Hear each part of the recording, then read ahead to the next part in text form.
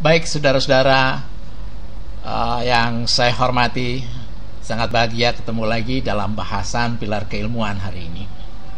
Dan kita sepakati bersama bahwa kita hari ini sedang berolahraga keilmuan. Ya, ini adalah sains tapi gimnastik begitu. Sekarang adalah kita bahas tentang pilar keilmuan.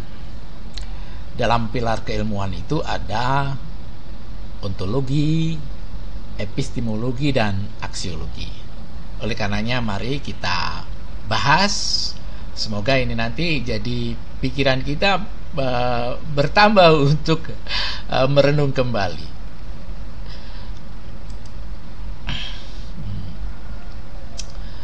Dan yang perlu diketahui oleh kita sekalian bahwa di dalam kita untuk mengetahui bagaimana eksistensi ilmu pengetahuan itu dilihat dari 3 pilar ini. Jadi ada ontologi, epistemologi, dan aksiologi. Nah, kalau kita berpikir bahwa setiap orang itu pasti ingin mengetahui segala sesuatu itu dari wujud. Kalau kita ingin melihat dari wujud, kita berbicara ontologi. Dan orang pun juga ingin tahu bagaimana hadirnya itu. Metodenya bagaimana? Itu berbicara epistemologi. Sedangkan kalau ilmu nanti digunakan apa? Bermanfaatkah bagi manusia? Ataukah justru dalam prosesnya itu meniadakan sesuatu yang ada? Itu aksiologi. Sehingga aksiologi berbicara tentang etika, moral, juga tentang kegunaan, value dari kegunaan ilmu itu sendiri. Kita bahas satu persatu. Ini ada disclaimer seperti biasa bahwa gambar dan visual atau sekali lagi menulisnya atau maklum ini sudah tua. Foto-foto yang ada di slide ini bukan karya saya semata. Sekali lagi bukan karya saya semata, melainkan unduhan dari dunia maya. Ya, karena big data ini memungkinkan kita mengunduh dari dunia maya, mengapa meng-create sendiri, kemudian kita modifikasi. Tetapi komitmen akademi harus mengatakan bahwa ini bukan karyanya, hanya modifikasi. Oleh karenanya harus mengucapkan rasa hormat kepada kreator-kreator yang sangat luar biasa itu. Nah, ontologi is the theory of being qua being. Ontologi itu mempersoalkan tentang esensi dari yang ada, hakikat adanya dari sesuatu wujud yang ada. Jadi dipertanyakan dulu sang ilmu itu, apakah wujudnya bagaimana, bentuknya bagaimana. Ini kita berbicara esensi dari wujud. Nah, ontologi itu mempertanyakan apa yang ingin diketahui oleh ilmu. Ilmu itu ingin tahu apa, wujudnya bagaimana, semacam itulah. Atau dengan perkataan lain, apakah yang menjadi telaah ilmu? Setelah tahu wujudnya, kemudian ini telaah yang kita sedang cermati. Sekali lagi ini ada tulisan bidang telah ilmu, sebenarnya telaah. Nanti kita betulkan bersama-sama. Saudara mahasiswa yang budiman, ada beberapa pertanyaan tentang ontologi. Kan tadi mengatakan ontologi adalah suatu bentuk atau wujud, ya. Ini dipertanyakan di dalam kajian-kajian filsafat ilmu.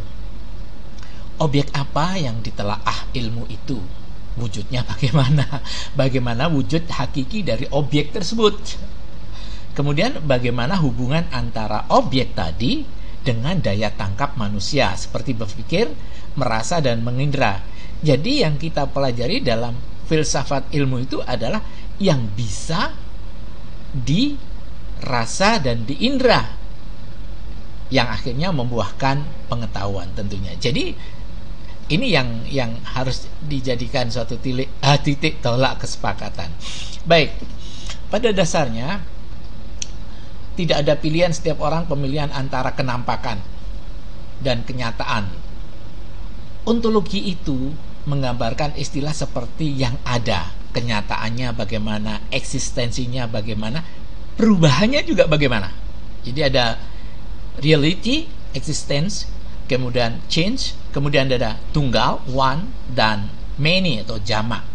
Jadi kita akan lihat apa yang kita lihat itu, kemudian kenyataannya bagaimana. Ini yang dijadikan kajian oleh ontologi itu sendiri. Ini ada 3 asumsi empirik, saudara-saudara yang berbahagia. Jadi kalau tadi kan harus di indra ya, dirasa. Ini asumsinya asumsi empiris. Empiris itu adalah segala sesuatu yang bisa ditangkap oleh panca indera. Yang di luar empiris akan diserahkan kepada pengetahuan yang lain tentunya. Asumsi ini menganggap tiap gejala bukan merupakan suatu kejadian yang bersifat kebetulan. Hujan bukan sifat kebetulan. Hujan terjadi karena matahari menyinari bumi, ada evaporasi, penguapan, laut menguap ke atas. Kemudian di atas terkondensasi menjadi butiran-butiran. Karena gratifikasi bumi turunlah hujan. Jadi tidak ada gejala yang kebetulan. Tiap gejala mempunyai pola tertentu yang sifatnya dengan urutan sekuensial yang sama. Jadi hujan itu sekuensialnya sama, dari penguapan, kemudian ya dari evaporasi, terkondensasi karena gravitasi, transpirasi, jadi hujan semacam itu. Jadi tidak secara kebetulan hujan semacam itu. Kemudian asumsi empiris yang kedua adalah asumsi ini menganggap bahwa objek tertentu mempunyai keserupaan satu sama lain. Wujudnya begitu dulu. Ketika nenek moyang kita belum menemukan apa-apa, itu kemampuannya hanya bagaimana bentuk strukturnya, kemudian keserupaannya, sifatnya, klasifikasinya. Pertama kali nenek moyang kita itu menemukan taksonomi. Oh, kalau begini itu malam, kalau begini siang. Oh, kalau yang kakinya 4 itu binatang. Oh, kalau kakinya 2 itu, dan sebagainya. Ini yang pendekatan ilmu yang pertama terhadap objek itu adalah taksonomi. Ilmu yang mengklasifikasikan. Kemudian asumsi empiris yang berikutnya gini. Dari kita melihat bentuk wujud itu, dengan demikian memungkinkan kita melakukan pendekatan keilmuan terhadap objek yang sedang diselidiki. Jadi kalau kita melihat wujudnya ya, pertama kali ya air ketika dipanaskan ya menjadi uap. Tapi ketika didinginkan dengan suhu tertentu jadilah es dan sebagainya. Inilah menjadi kajian-kajian semuanya. Karena asumsi-asumsi empiri tadi menunjukkan kepada kita bahwa segala sesuatu itu tidak mungkin tiba-tiba. Jadi ada sebab akibat. Jadi if then ya. Ada sebab akibat. Tidak ada yang hanya muncul dengan sendirinya. Baik para mahasiswa yang saya hormati, sekarang kita berbicara episteme. Kalau tadi berbicara bentuk wujudnya ilmu, sekarang episteme, metodologinya. Jadi manusia itu tidak hanya tahu tentang ya, dalam bahasa Yunani hoti, tapi dengan harusnya dia harus tahu mengapa. Jadi kalau berbicara pada metodologi, kita tidak hanya berbicara tentang, tapi berbicara mengapa. Kalau dalam bahasa Yunani tidak berbicara hoti, tapi berbicara mengapa. Di hoti atau latinnya quod dan propter quod. Begitu. Episteme itu selalu mengapa. Demikian. Sehingga orang akan skeptis. Ketika orang sering dikritik, pasti ada perubahan. Kalau orang tidak tahan kritik, maka dia tidak mengapa, tidak di hoti, tidak propter quod. Akhirnya apa? Tidak wise. Jadi orang yang sering dikritik itu akan menjadi wise. Itu apa yang saya baca di dalam pikiran-pikiran Yunani demikian. Epistemologi itu pengetahuan itu dicapai melalui sebab akibat. Mohon maaf tulisannya capai. Ya, melalui sebab akibat. Jadi dalam bahasa Latinnya adalah cognito per causas. Jadi dicapai melalui sebab akibat epistemologi itu. Jika maka ini Jadi umpamanya ini termasuk epistemologi sering menggunakan kognito dalam logika-logika, ya, semacam itu. Saudara mahasiswa yang berbahagia, mudah-mudahan masih bisa mengikuti. Yang penting santai, ya. Jadi katakanlah ini sebagai ya menemani minum kopi.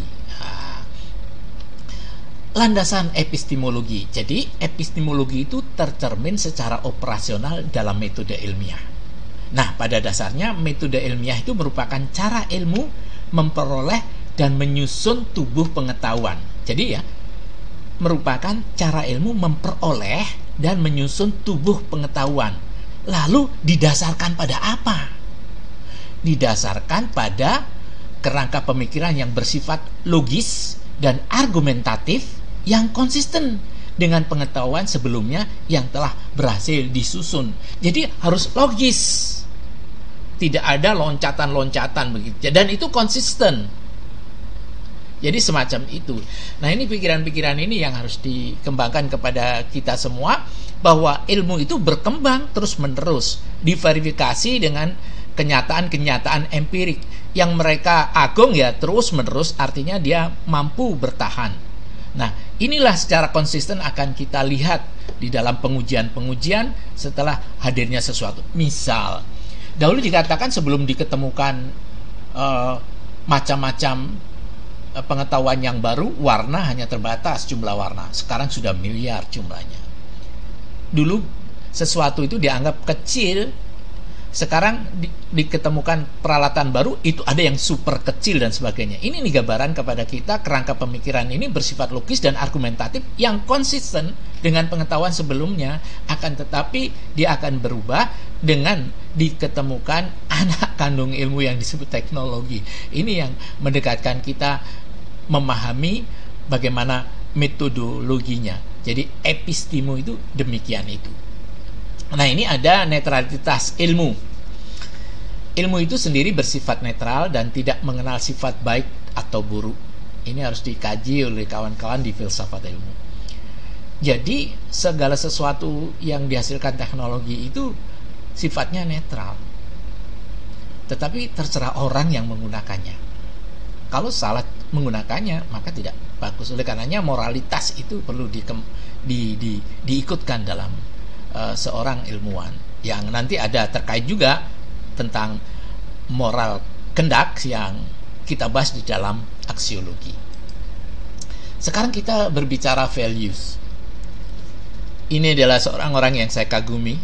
Bukunya bagus, Ilmu dalam Perspektif. Juyun Suryasumantri ini, beliau juga menulis buku yang dengan gaya kocak gitu, memahamkan filsafat, karena filsafat dulu dianggap pelajaran atau kajian-kajian yang sulit. Sebenarnya enggak, beliau lah akhirnya menemukan cara-cara bagaimana membahas filsafat dengan guyonan. Aksiologi merupakan cabang filsafat yang membahas tentang nilai atau value. Waduh, ini ada kesalahan saya menulis. Tapi yang jelas bahwa aksiologi merupakan cabang filsafat yang membahas tentang value, tentang nilai-nilai. Nilai apa saja ya? Etika, ya gitu.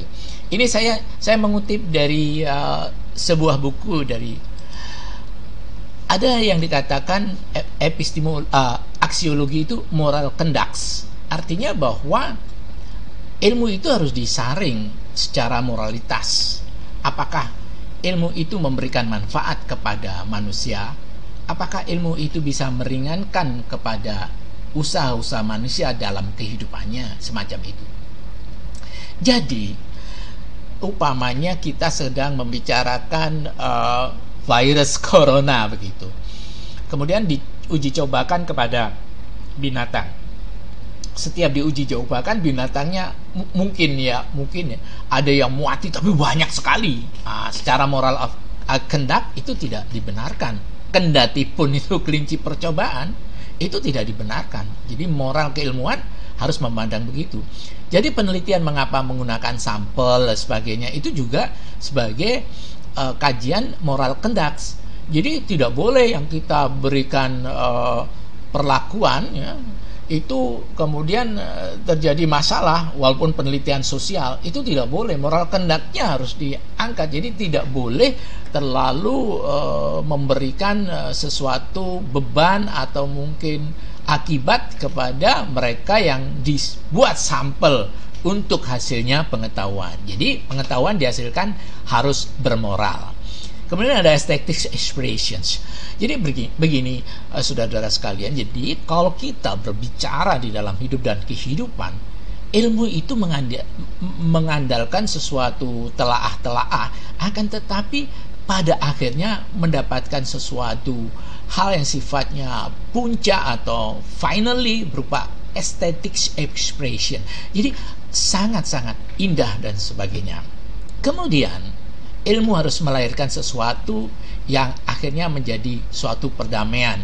Dengan demikian nilai-nilainya harus ada nilai sosialnya atau political life ya. Political life itu diartikan bahwa kehidupan yang tertata lah. Nah, jadi dengan hadirnya ilmu itu secara value juga demikian akan menghadirkan sesuatu tatanan yang lebih mulia dan lebih menghargai. Oleh karenanya ilmu itu tidak memandang siapapun, sifatnya adalah komunal. Jadi tidak ada obat sakit kepala untuk partai tertentu. Ini obat sakit kepala untuk agama tertentu, nggak ada. Inilah yang disebut dengan socio-political life. Jadi semuanya akan mendapatkan sesuatu dari kaidah-kaidah yang didapatkan dalam keilmuan itu. Itu sementara yang akan saya uraikan lebih lanjut nanti pada pertemuan berikutnya. Dan yang perlu diketahui oleh kita semua, saudara-saudara sekalian, akhir dari pertemuan ini adalah bisa disimpulkan demikian. Pertama, bahwa pilar keilmuan itu terdiri dari ontologi, kemudian epistemologi dan aksiologi. Jadi bagaimana bentuk wujudnya, bagaimana kehadirannya secara metodologis, kemudian yang terakhir adalah nilai kegunaan, kemaslahatan bagi ilmu. Oleh karenanya hadirnya ilmu itu adalah membuat love of wisdom, cinta akan kebijakan. Itu yang bisa saya sampaikan hari ini. Salam sehat untuk semuanya, dan mudah-mudahan kita masih punya kesempatan untuk berbincang santai di filsafat ilmu. Sampai jumpa. Assalamualaikum warahmatullahi wabarakatuh. Om Santi Santi.